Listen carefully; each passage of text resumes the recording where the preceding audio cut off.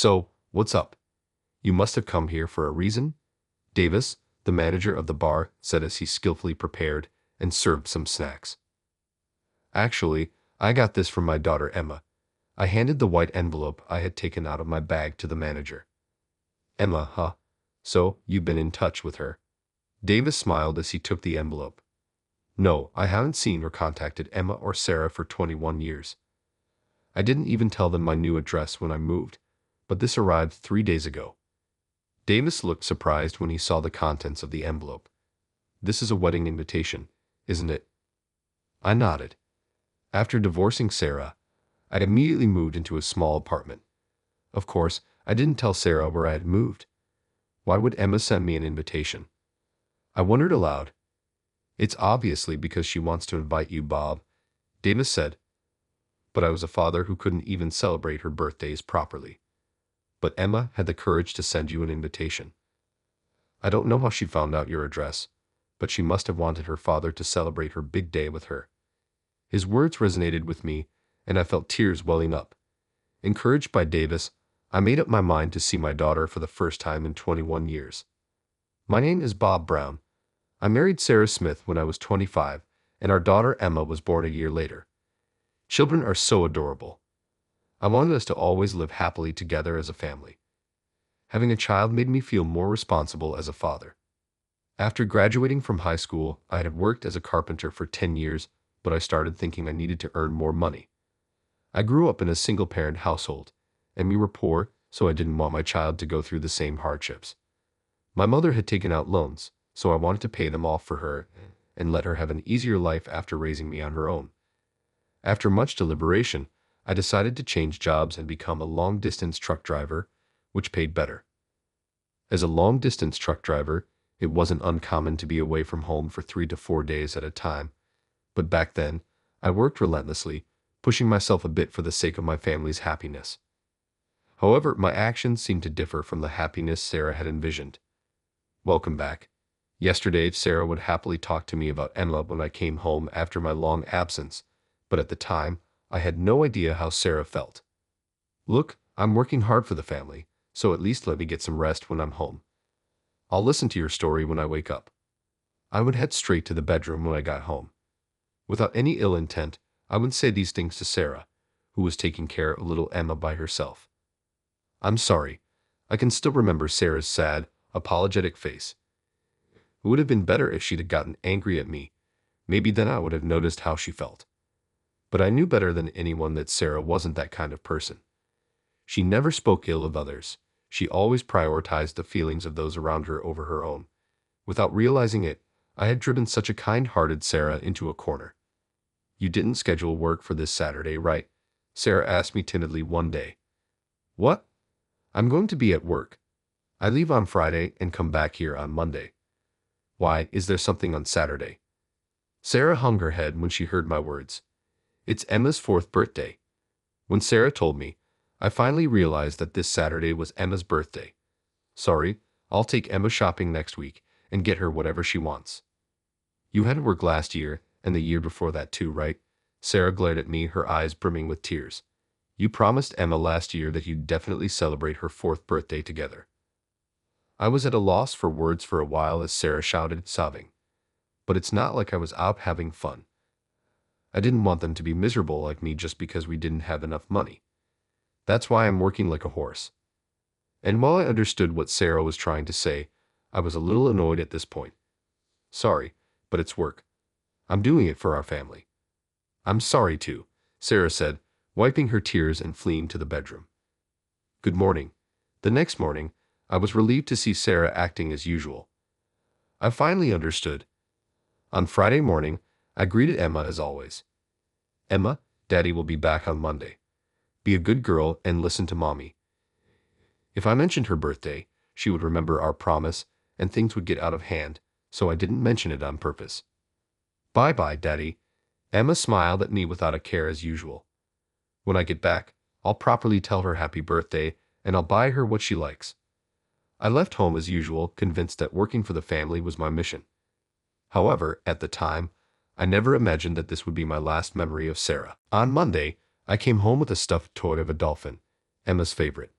I had bought it without thinking when I saw it at a store just off the road. I'm home. I was astonished to see the dark, empty room.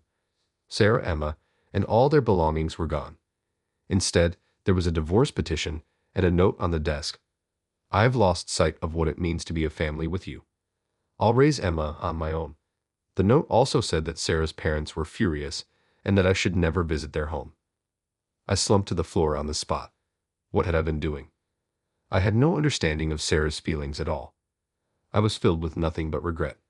Although the note said not to come, I drove for 3 hours in a hurry to go to Sarah's parents' house. Of course, I was turned away by her parents and wasn't allowed to see Sarah or Emma. This is why we were against her marrying you. Sarah looked so haggard, the poor thing. I bet you didn't know, but she's been seeing a therapist, Sarah's mother said. I had no idea about any of that. Sarah never said a word. When I tried to make excuses, saying it was the first I'd heard of it, Sarah's mother berated me. You never listened to her, did you? You were hardly ever home, and when you did come back, you go straight to the bedroom. Don't ever show your face in front of us again. I couldn't argue any further. Sarah was an only child, cherished by her parents.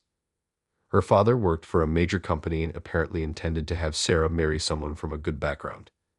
Then I came along, a high school graduate from a poor single-parent family with a low income. Sarah's parents had always been against our marriage. Despite that, I went to Sarah's parents again and again to convince them. I will definitely make Sarah happy. I promise I'll never make her regret it, so please trust me and let me marry her. In the end, her parents gave in and allowed us to get married. So it was unforgivable that I had made Sarah feel sad, much less that I had driven her to the point of going to the hospital. We'll be responsible for Sarah and Emma, so don't ever come here again. That's the only thing you can do. The front door slammed shut, and all I could do was hang my head. Just as her father said, the only thing I could do now was to accept the divorce and disappear from their lives. My memories after that are hazy. Somehow, I made it back home and filled out the divorce papers as instructed in the note. I sent them to Sarah's parents' house. A few days later, I received an email from Sarah. It was like a business notice simply stating that the papers had been submitted and that there was no need to reply. And just like that, I became a stranger to Sarah and Emma. Time passed, and 21 years have gone by since the divorce. I'm now standing in front of a bar. There's a sign on the door saying closed today. Oh right, they're closed every Wednesday. I muttered, shoulders slumping as I turned to leave. Hey, is that you, Bob? The manager, Davis Taylor, who happened to come out, called out to me. Long time no see, I said. It really has been a long time. Come on in. But you're closed today. That's why we can talk about all sorts of things, just the two of us. Davis beckoned me in with the same smile.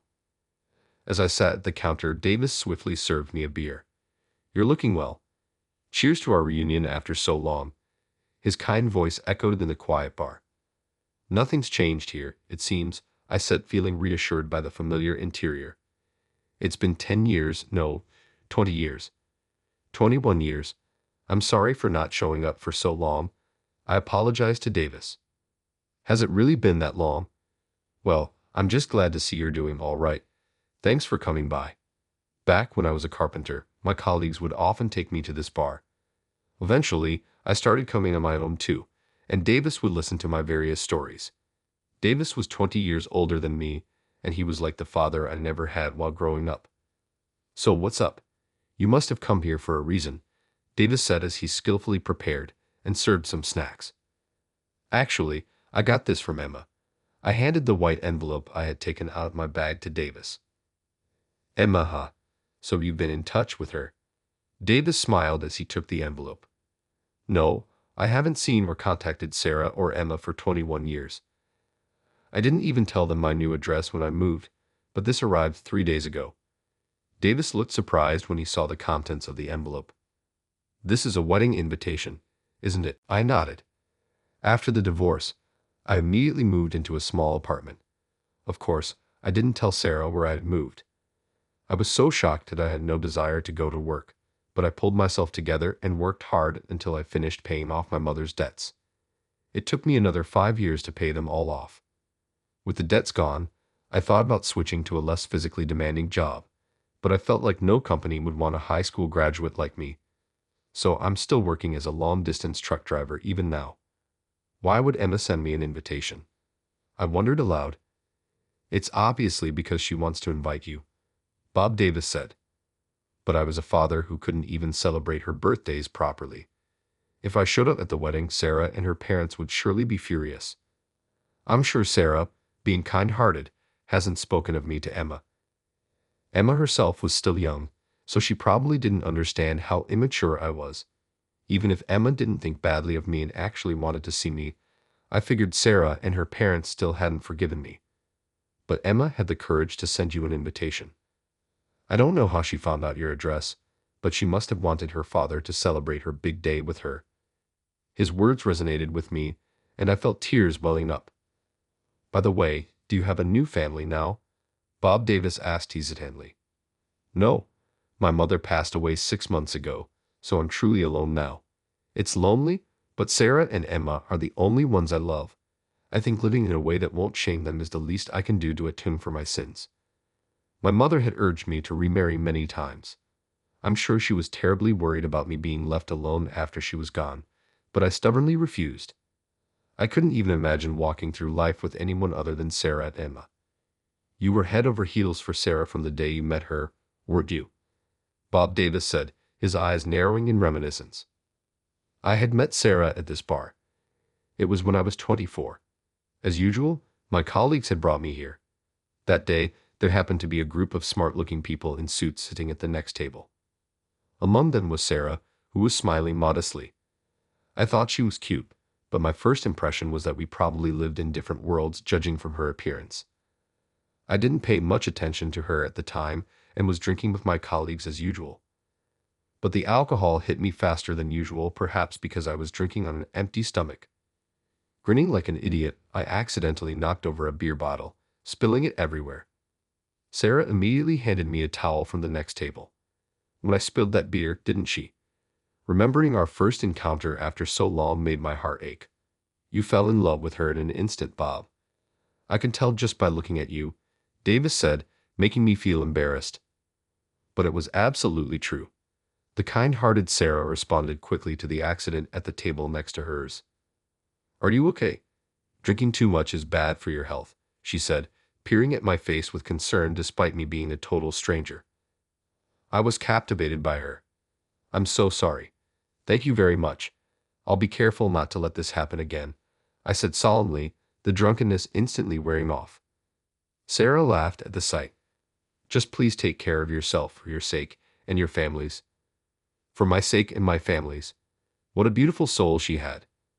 I completely fell for Sarah with those words. After that, I started coming to the bar alone, hoping to see Sarah again. I even talked to Davis about it and had him secretly contact me when Sarah came to the bar. In this way, I gradually closed the distance between us, pretending it was just by chance. I was upfront with Sarah about myself from the start. Of course, I wanted to date her, but since I already felt like we lived in different worlds, I wanted her to tell me right away if it wasn't going to work out. However, Sarah didn't seem to mind at all that I was a high school graduate, a carpenter, and from a single-parent family. On the contrary, she justly respected me, saying things like, "You've already been working for 6 years, even though you're the same age as me. It's amazing that you became independent so early, and it's wonderful how much you care about your mother." I grew to like the pure-hearted Sarah even more, and I finally confessed my feelings to her. Sarah shyly accepted. You came to tell me the good news in person on every occasion. When you started dating, the day after you proposed, and when Emma was born. Davis said, "Well, you're like a father to me, Davis." I smiled with deep gratitude. "Oh, I just remembered. You made some kind of declaration when Emma was born, didn't you? What was it again?" I silently took out a bank book from my bag, opened it, and showed it to him. "That's right. What is this?" "Yours, Bob?" Davis asked. I silently nodded to Davis, who was wide-eyed. Davis let out a sigh and gave me a kind look. "Bob, you've already made up your mind, haven't you? Go see them and tell them how you really feel. God's given you this chance to meet them, so take it." Davis sat down next to me and put his arm around my shoulder. He continued, I think of you like a son, you know. That's why I want you to be happy. 21 years is more than enough time to take a good look at yourself, and not just for you, but for Sarah and her parents too. None of you are the same as you were that day. You've all changed. Tears spilled from my eyes. But maybe Sarah's remarried. I voiced my concern. It had been 21 years. There was a good chance of that. Sarah was so kind and charming, there's no way the men around her would have left her alone. Plus, there was a possibility she had remarried some wonderful guy from a good background, someone her father would approve of. Would it bother you if Sarah was remarried?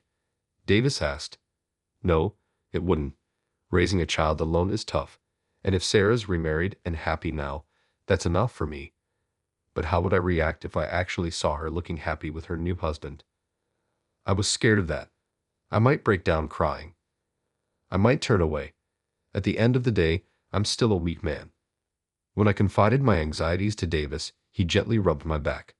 Even if Sarah's remarried, you're still Emma's real father. That's why Emma invited you. For these past 21 years, I bet your feelings for them have been stronger than anyone else's. So be confident. But tell them how you feel now, and make sure you give them this. Davis made me grip the bank book. He also quietly placed the invitation and a pen in front of me. When I looked at Davis, he nodded firmly. I'd hesitated for a while, but then I made up my mind and picked up the pen with a pounding heart. I checked the attending box. 2 months later, I was standing in front of the gate of the wedding venue.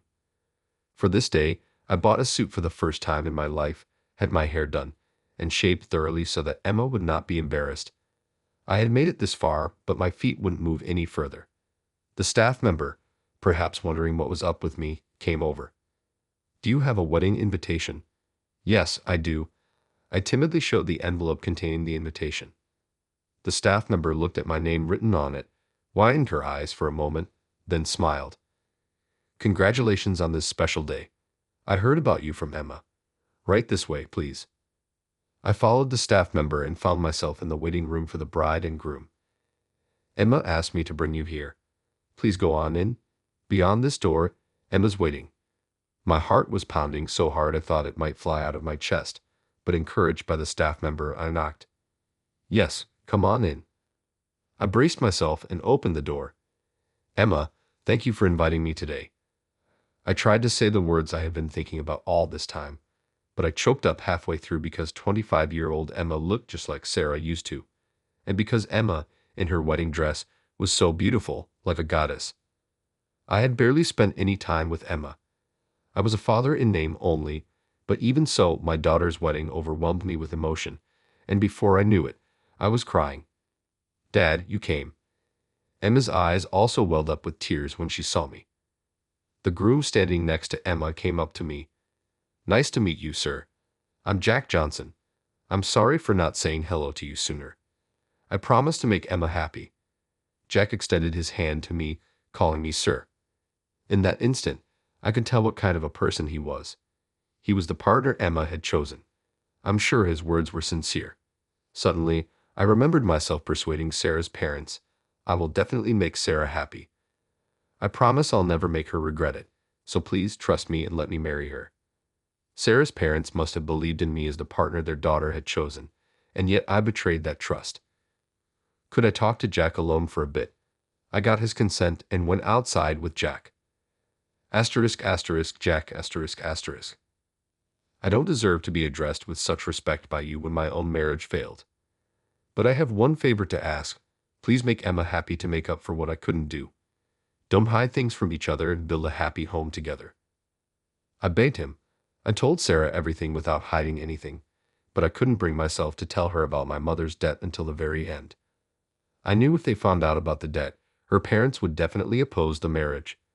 But I think that secret is why things didn't work out between us. If I had told her properly, maybe we wouldn't have gotten married in the first place. But I also wouldn't have made her sad. And even if we had married, we could have talked things through more, just the two of us. Because I prioritized my unhappiness to be with Sarah, things turned out like this. It's my life's greatest regret. So never ever keep secrets from each other as husband and wife. Jack nodded firmly. His honest demeanor put me at ease. And there's one more thing I'd like to ask. I took an envelope containing a bankbook out of my bag and held it out to Jack. He checked the contents with a puzzled look. Then he opened the bankbook, and his eyes widened. $25,000. 21 years ago when we divorced, Sarah didn't want any child support or alimony. I think it's because she wanted nothing more to do with me.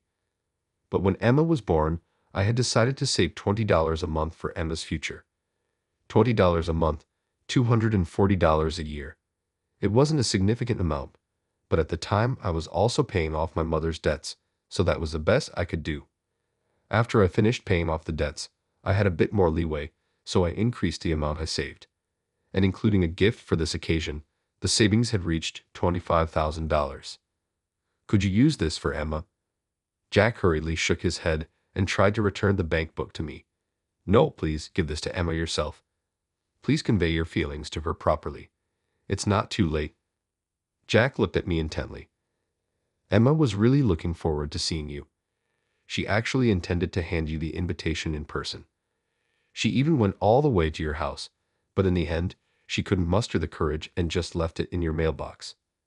Looking at the envelope containing the invitation, I saw that indeed there was no postmark on the stamp. Really? But how did Emma know my address? Jack hesitated a bit but told me. Apparently, about a year ago, my mother had visited Sarah's family home with a nurse. At that time, Emma had brought Jack along, and he happened to be there too.